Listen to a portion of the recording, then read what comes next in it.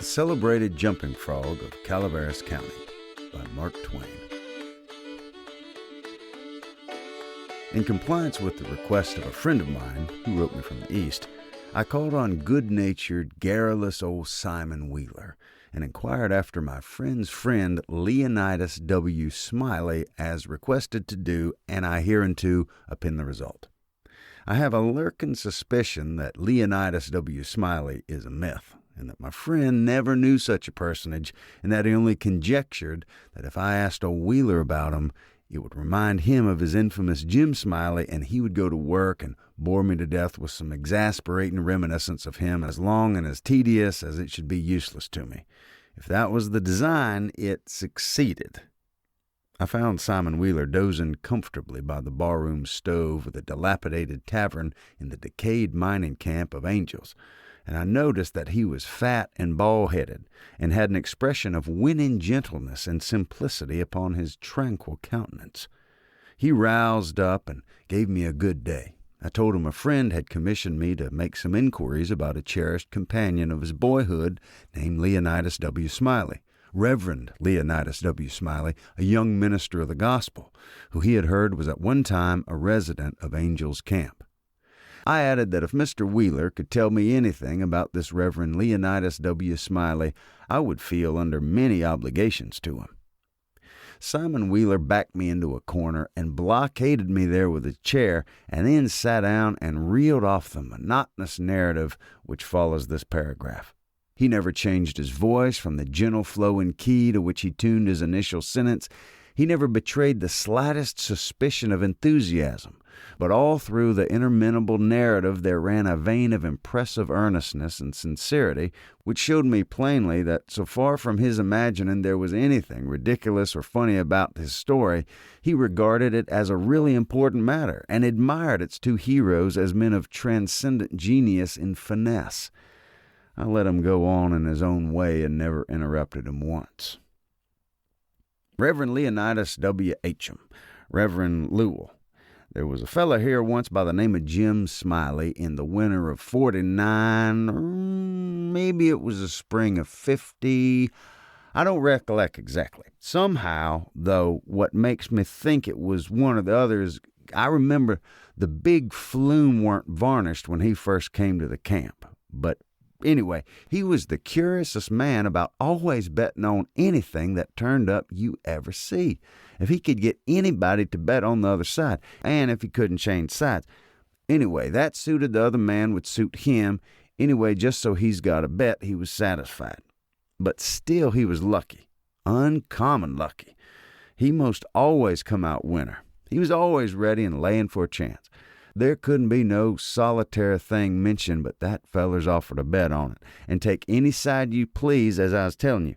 If there was a horse race, you'd find him flush or you'd find him busted at the end of it. If there was a dog fight, he'd bet on it. If there was a cat fight, he'd bet on it. If there was a chicken fight, he'd bet on it. If there was two birds sitting on a fence, he would bet you which one would fly first. If there was a camp meeting, he would be the regular to bet on Parson Walker, which he judged to be the best exhorter about here, and he was, too, and a good man. If he ever see a straddlebug start to go anywhere, he'd bet you how long it would take him to get to wherever he was going. And if you took him up, he would follow that straddlebug to Mexico, but what he would find out where he was bound for and how long he was on the road. Lots of boys here has seen that Smiley and can tell you about him. Why, it never made no difference to him. He'd bet on anything. The dangdest fella. Parson Walker's wife laid very sick once, for a good while, and it seemed as if they weren't going to save her. But one morning, he come in, and Smiley up and asked him how she was, and he said she was considerable better, thank the Lord for his infinite mercy, and coming on so smart that the blessing of Providence she'd get well yet. And Smiley, before he thought, says, "Well, I'll risk 2.5 she don't anyway." This year Smiley had a mare. The boys called her the 15-minute nag, but that was only fun, you know, because of course she was faster than that. And he used to win money on that horse, for all she was slow and always had the asthma, or the distemper, or the consumption, or something of the kind. They used to give her 200 or 300 yards start, and then pass her underway. But always at the fag end of the race, she'd get excited and desperate-like and come cavorting and straddling up and scattering her legs around limber, sometimes in the air, sometimes out to one side among the fences, and kicking up the more dust and raising more racket with her coughing and sneezing and blowing her nose, and always fetch up at the stand just about a neck ahead and near as you could cipher it down. And he had this little small bull pup that when you look at him, you'd think he weren't worth a cent, but set around and look ornery and lay for a chance to steal something. But as soon as money was up, he was a different dog. His underjaw would begin to stick out like the forecastle of a steamship, and his teeth would uncover and shine like the furnaces. And the dog might tackle him and bullyrag him and bite him and throw him over his shoulder 2 or 3 times. And Andrew Jackson, which was the name of the pup, Andrew Jackson would never let on, but he was satisfied and hadn't expected nothing else. And the bets being doubled and doubled on the other side all the time till the money was all up. And then, all of a sudden, he would grab that other dog just by the giant of his hind leg and freeze to it, not chaw, you understand. He would just grip it and hang on until they throwed up the sponge, if it was a year. Smiley always come out a winner on that pup, till he was harnessed a dog once that didn't have no hind legs because they'd been sawed off in a circular saw. And when the thing had gone along far enough and the money was all up and he come to make a snatch for his pet Holt, he seen a minute how he'd been imposed on and how the other dog had him in the door, so to speak. He appeared surprised, and then he looked sort of discouraged like and didn't try no more to win the fight, and so he got shucked out bad.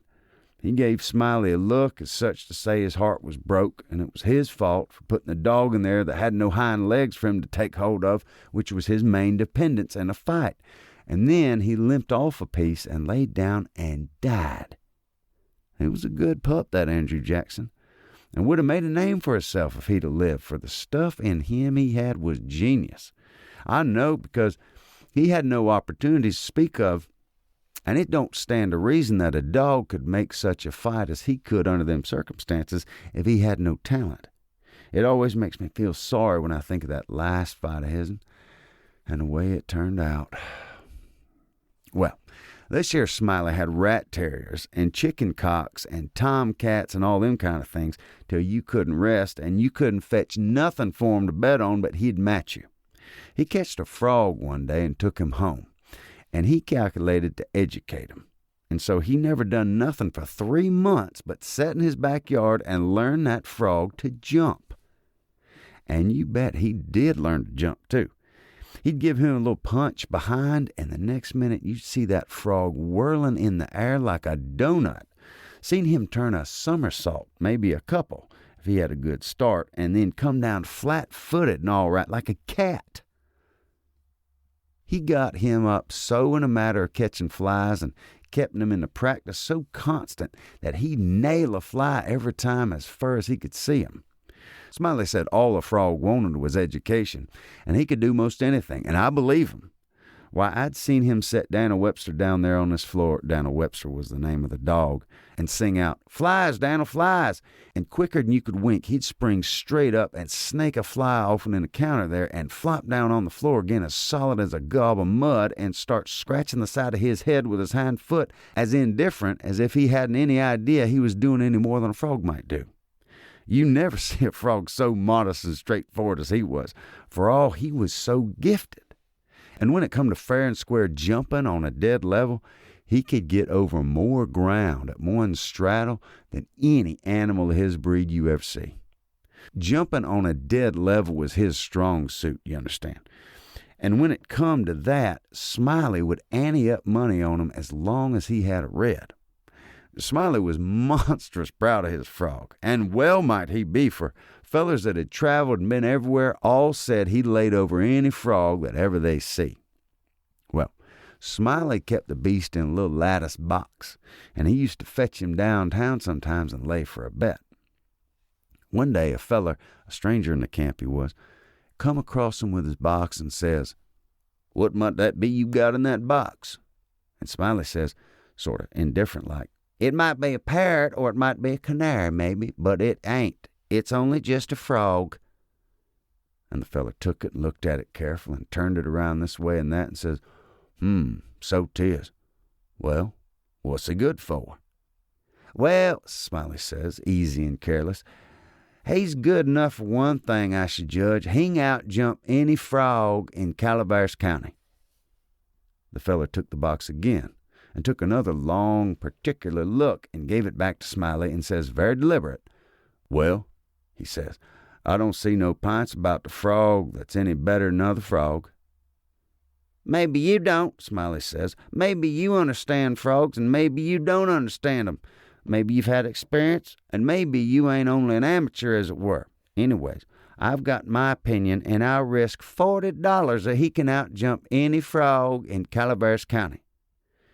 And the feller studied a moment and then he says, kind of sad like, well, I'm only a stranger here and I ain't got no frog, but if I had a frog, I'd bet you.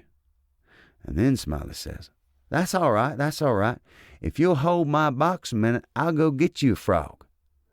And so the feller took the box and put up his $40 along with Smiley's and sat down to wait. So he sat there a good while thinking to himself, and then he got the frog out and prized his mouth open and took a teaspoon and filled him up full of quail shot, filled him pretty near up to his chin and set him on the floor.